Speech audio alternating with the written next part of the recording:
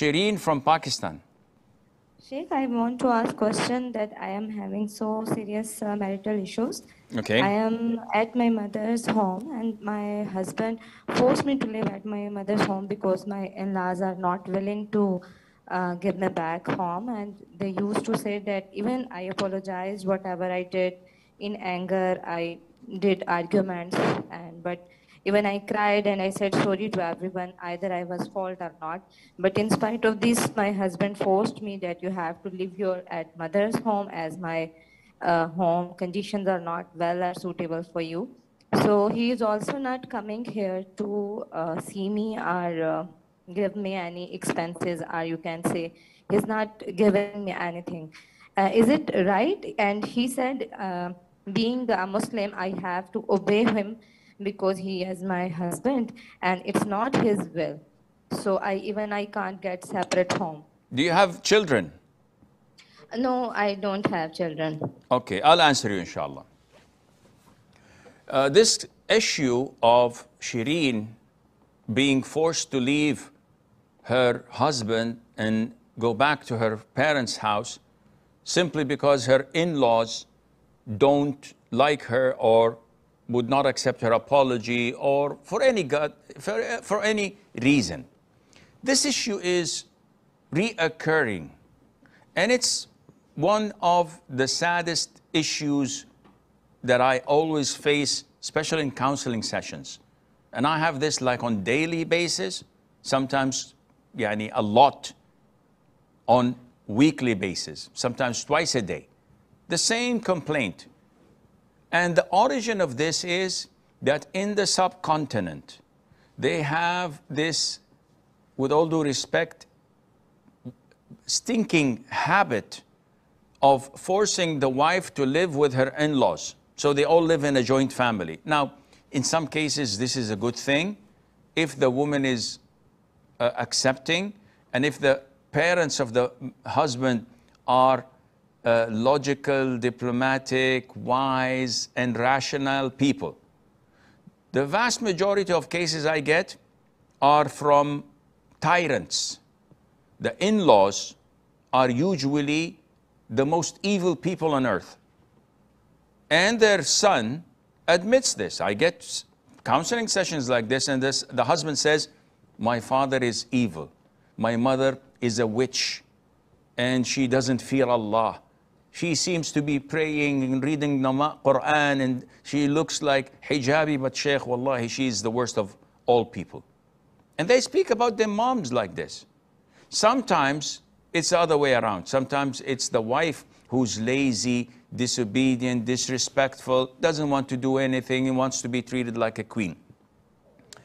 I'm not going to say who's right, who's wrong, but generally speaking, the concept of joint family is totally unacceptable. Islamically, it's a woman's right in Islam to live in a separate house, not to take in her in-laws, or not to move into her in-laws' home and be expected to work as a servant. And this is what's happening in the subcontinent. A man marries a woman, she serves his sisters, his in-laws, his own in-laws, and their children and his parents. She has to do the chores, she has to wake up early, she has to cook, she has to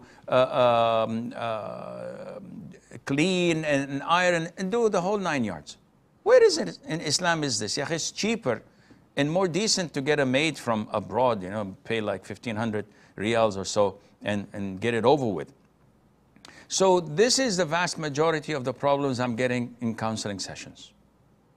And not only that, we have a problem with mommy's boy. So the man who's supposed to be a real man, a husband, a woman marries a man so that he becomes her rock. He becomes someone who protects her, who defends and stands for her. But unfortunately, the vast majority of such quote-unquote men, they get married and their mom says, oh, she's doing this, she's doing that, and he puts all his rage and anger on her. She's a victim. Did you look into it, cross-examine the evidences? No, my mom said, my mother never lies. while his mother is the most blatant liar on earth. And he will be held accountable on the day of judgment. Not only that, let him divorce this poor woman. Do you think Allah will leave him? Do you think this will not come back to haunt him with his second or third or fourth wife, with his children, with his daughters? Payback is, you know what? And Allah Azza wa Jalla doesn't leave things unaccounted for, unpunished. You have to pay back. So he sends her to her parents. Okay, did you divorce her? No, I'm compelled to do that. Okay, are you providing for her, giving her allowance to live in her parents' house for food, for whatever she needs? No. So what is this? What are you doing? I'm pressuring her to file for khul' and return the gold and return the mahar. Wallah, you're not a man. With all due respect, you're a wimp. You're a mummy's boy. You have no dignity. You have no honor when you want the wealth and money of your wife, not because of something wrong she did, but because you're not a real man. Akhi, have a spine. Fear Allah Azza wa Jal. And don't claim and pretend that, oh, I'm a good Muslim, I pray Taraweeh, I read the Quran.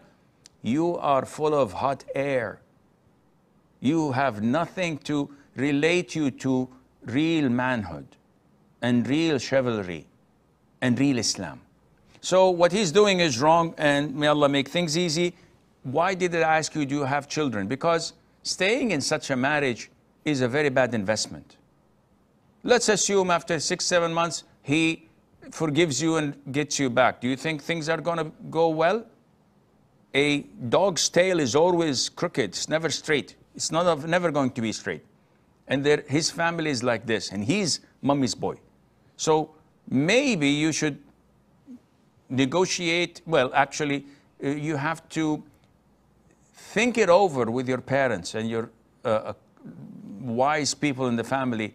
Is it worthwhile still having all the eggs in one basket? Is it worthwhile staying in this marriage? Or it's best to run and call it a day? Because when the stocks are falling down in the stock market, the best thing to do is to sell, because the damages are going to increase. So run with whatever you can, and Allah knows best.